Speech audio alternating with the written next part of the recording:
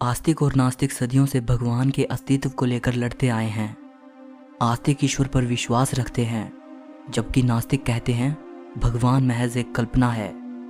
यहाँ तक कि बड़े बड़े वैज्ञानिक, फिलोसोफर्स और थिंकर्स भी इस विषय पर बहस करते आए हैं। क्या आप जानते हैं कि दुनिया के सबसे महान साइंटिस्ट अल्बर्ट आइंस्टाइन भगवान को मानते थे या नहीं? इस वीडियो को आखिर तक देखते रहिए। हम जानेंगे कि सर अल्बर्ट आइंस्टाइन भगवान के बारे में आखिर क्या सोचते थे। आइंस्टाइन का एक फेमस कोट है, धर्म के बिना विज्ञान लंगड़ा है और विज्ञान के बिना धर्म अंधा है। अगर आप आइंस्टाइन को उनके सिर्फ इस एक कोट के द्वारा जज करते हो तो आप पाओगे कि वो भगवान पर विश्वास करते थे। इनफैक्ट उनके इसी तरह के और भी बहुत से कोट हैं। एक बार उन्होंने कहा था, ब्रह्मांड में इस तरह की हार्मनी को देखते हुए जिसे मैं अपने सीमित दिमाग से पहचान पा रहा हूँ। अभी भी ऐसे लोग हैं जो कहते हैं कि कोई भगवान नहीं है, लेकिन जो बात मुझे गुस्सा दिलाती है वो ये कि वो अपनी बातों को साबित करने के लिए मेरा उदाहरण देते हैं। एक बार आइंस्टाइन ने कहा था, मैं जानना चाहता हूँ भगवान ने ये दुनिया कैसे बनाई। मेरी दिलचस्पी किसी इस या उस घटना को जानने में नहीं है, मैं भगवान के विचार जानना चाहता हूँ। यहाँ आइंस्टाइन की इन सभी बातों को जानकर आपको ये यकीन हो गया होगा कि वो नास्तिक नहीं हैं और भगवान को मानते हैं। लेकिन भगवान के बारे में उनके इन सभी स्पष्ट बयानों के बावजूद भी भगवान को लेकर आइंस्टाइन के दृष्टिकोण को समझना बेहद मुश्किल है। और आपको उनके ऐसे बयान भी आसानी से मिल जाएंगे जो उनको एक नास्तिक बनाते हैं। आइंस्टाइन के ऑटोबायोग्राफिकल नोट्स, जिसे उन्होंने 67 साल की उम्र में लिखा था, उसमें वो अपने बचपन को याद करते हुए लिखते हैं कि जब वो एक छोटे लड़के थे तो उनके माता पिता ने एक धार्मिक यहूदी लड़के को होस्ट किया था जो कि एक मेडिकल स्टूडेंट भी था। उसने आइंस्टाइन को यहूदी धर्म की शिक्षा दी और आइंस्टाइन को उनकी पहली साइंस बुक भी दी। वैसे तो आइंस्टाइन के माता पिता यहूदी थे, लेकिन वे यहूदी धर्म की परंपराओं को नहीं मानते थे। आइंस्टाइन लिखते हैं कि एक अधार्मिक माता पिता का लड़का होने के बावजूद बचपन में मैं गहरी धार्मिकता की ओर आ गया था, लेकिन 12 साल का होते होते मेरी धार्मिकता खत्म हो गई और साइंस बुक्स पढ़ने के कारण मुझे जल्दी ही ये एहसास हो गया कि बाइबल की कहानियों में ज़्यादा कुछ सच नहीं है, और इसी तरह उनका धर्मों के प्रति अविश्वास बढ़ता गया। जर्मनी के एक फिलोसोफर एरिक गटकाइंड ने अपनी book choose life the biblical call to revolt Einstein को पढ़ने के लिए भेजी थी। इस बुक में गटकाइंड ने यह दिखाने की कोशिश की थी कि यहूदी धर्म ही अकेला ऐसा धर्म है जो विज्ञान पर खरा उतरता है, और यहूदियों की बाइबल ऐसी धार्मिक किताब है जिसकी बातें वैज्ञानिक हैं। आइंस्टाइन ने अपनी मृत्यु से 1 साल पहले 3 जनवरी 1954 को गटकाइंड की बुक के जवाब में उनको एक पत्र लिखा, जो कि आगे चलकर भगवान का पत्र नाम से मशहूर हुआ। आइंस्टाइन का लिखा ये पत्र कुछ साल पहले 20 करोड़ 38 लाख रुपए में बिका।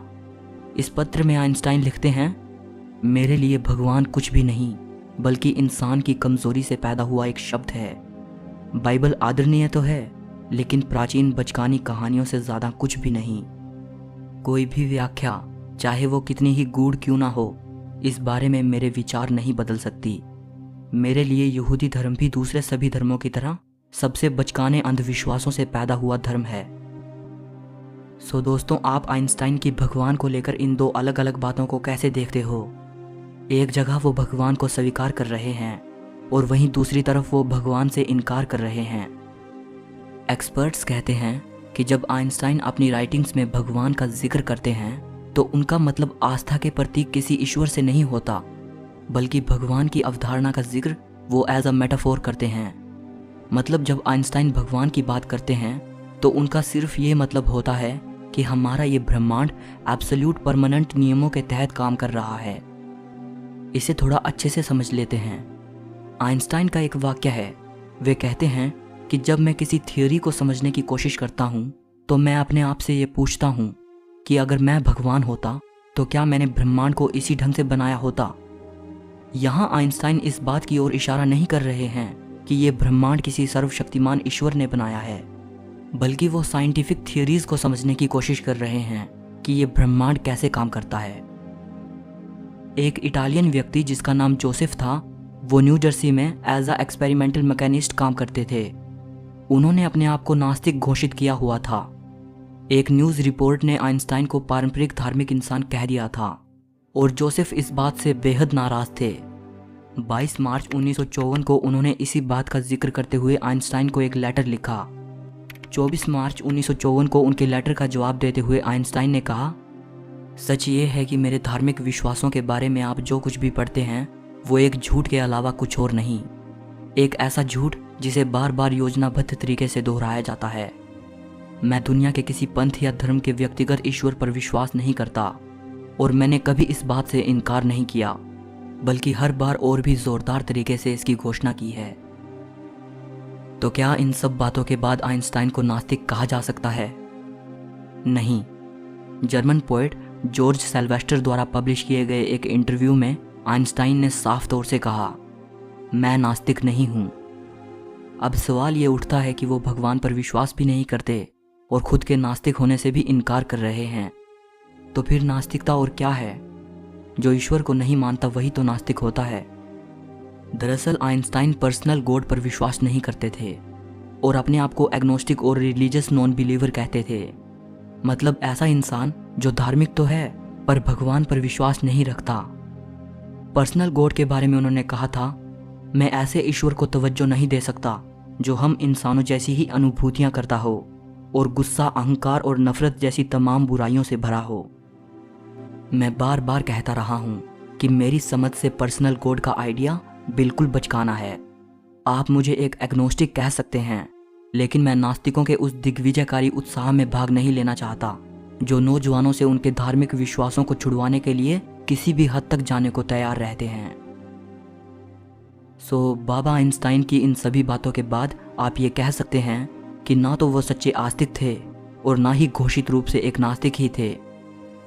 लेकिन इसका ये मतलब बिल्कुल नहीं है कि अपने नज़रिए में वो स्पिरिचुअल नहीं थे। अपने सिंपोजियम ऐसे को समाप्त करते हुए वो ये कहते हैं, मानव जाति का आध्यात्मिक विकास जितना आगे बढ़ेगा उतना ही मुझे लगता है कि सच्ची धार्मिकता जिंदगी के डर, मौत के डर और अंधविश्वासों से नहीं बल्कि तर्क संगत ज्ञान के प्रयास के द्वारा आएगी। धर्म के बारे में उन्होंने कहा था, अगर लोग केवल इसलिए भले इंसान हैं क्योंकि उन्हें अपनी भलाई के बदले किसी ईश्वरीय इनाम की उम्मीद है, तो ये जानकर मुझे बेहद निराशा होगी कि मानव सभ्यता में दुनिया भर के धर्मों का बस यही योगदान रहा है। ऐसी कोई चीज़ ईश्वर कैसे हो सकती है जो अपनी ही रचना को पुरस्कृत करे या फिर उसके विनाश पर उतारू हो जाए। अगर मुझ में धार्मिकता का कोई अंश है तो वो इस दुनिया के लिए असीमित प्रेम और सम्मान है, जिसके कुछ रहस्यों को विज्ञान अब तक समझने में सफल रहा है। कॉस्मिक रिलीजन का ये एहसास किसी ऐसे व्यक्ति को करवाना बेहद मुश्किल है जो दुनियावी धर्मों की दलदल में गले तक धंसा हो और पीढ़ियों पुराने अपने धार्मिक विश्वासों को छोड़ कुछ और सुनने तक को तैयार ना हो। अब एक आखिरी बात, क्या आइंस्टाइन की सोच में भगवान शब्द के लिए कोई जगह थी? जवाब है हाँ। वो स्पिनोजा के भगवान को मानते थे और उन्होंने कई बार इस बात का जिक्र किया था। गटकाइंड को लिखे लेटर में भी उन्होंने इसकी बात की थी। बारूक स्पिनोजा एक डच फिलोसोफर थे। उन्होंने भगवान की एक अलग ही कल्पना की थी। उनका भगवान दुनियावी धर्मों वाला भगवान नहीं था।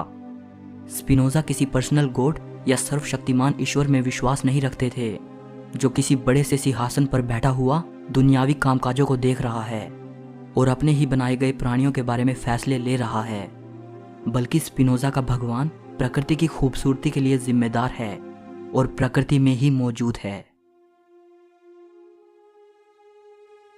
सो इस वीडियो के लिए इतना ही।